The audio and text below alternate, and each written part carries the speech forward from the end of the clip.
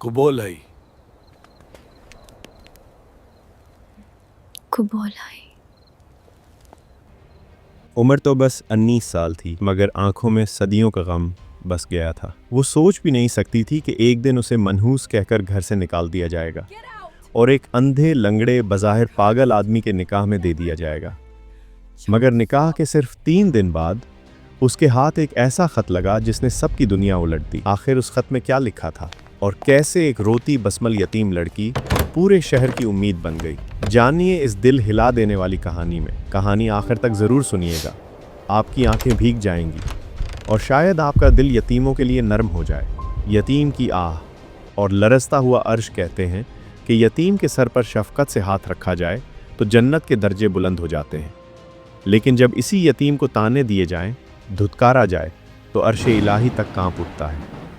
یہ داستان ہے ہیرا نامی ایک لڑکی کی، جس نے بچپن ہی سے ماں باپ کی قبر پر مٹی کے سوا کچھ نہیں دیکھا۔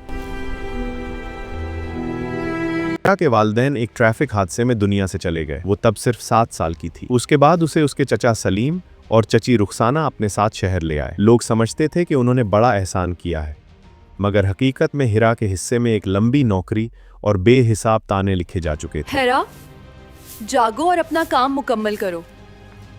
جی چچی۔ فجر کی اذان بھی مکمل نہ ہوتی تو چچی رخسانہ کی کڑوی آواز پورے گھر میں ہاں گونج تیرے جاتی۔ لیے اذان دے رہا ہے، اٹھ، برتن دھو، جھاڑو لگا، میرے بچوں نے اسکول جانا ہے۔ ہیرا اپنی پھٹی پرانی شال سنبھالتی، سر جھکائے یا اللہ مدد کہتی اور کام میں جٹ جاتی۔ سردیوں کی یخ بستہ صبح ہو یا جون کی تپتی دوپہر، ہیرا کے لیے کوئی چھٹی نہیں تھی۔ وہ سارا گھر صاف کرتی، کپڑے دھوتی، برتن مانجتی، پھر چچا چچی اور ان کے 3 بچوں کے لیے ناشتہ بناتی۔ اس سب کے بدلے اسے کیا ملتا؟ رات کی بچی ہوئی سوکھی روٹی اور تھوڑی سی چاٹھی ہوئی ترکاری۔ چچی رخسانہ اپنے بچوں کو تو مکھن، عسل اور آملیٹ کے ساتھ تازہ پراٹھے کھلاتی، لیکن ہیرا کے سامنے سوکھی روٹی پٹکتے ہوئے کہتی، لے کھا اور شکر کر کہ ہم نے تجھے چھت دی ہوئی ہے، ورنہ یتیموں کو تو لوگ دروازے سے بھگا دیتے ہیں۔ ہیرا خاموشی سے وہ روٹی اٹھاتی، آنسو چپکے سے گرتے، دل میں بس اتنا کہتی، یا رب تو دیکھ رہا ہے، مجھے صبر دے، مجھے ثابت قدم رکھ۔ ہیرا شکل و صورت سے بہت خوبصورت تھی، گوری رنگت، بڑی بڑی آنکھیں، لیکن میلے کپڑے اور تھکا ہوا چہرہ اس کی خوبصورتی کو چھپا دیتا تھا۔ وقت گزرتا گیا اور ہیرا جوانی کی دہلیز پر قدم رکھ چکی تھی۔ جوان لڑکی گھر میں اچھی نہیں لگتی، اب محلے کی عورتوں نے باتیں شروع کر دی۔ سلیم بھائی، ہیرا کی شادی کا کوئی خیال ہے؟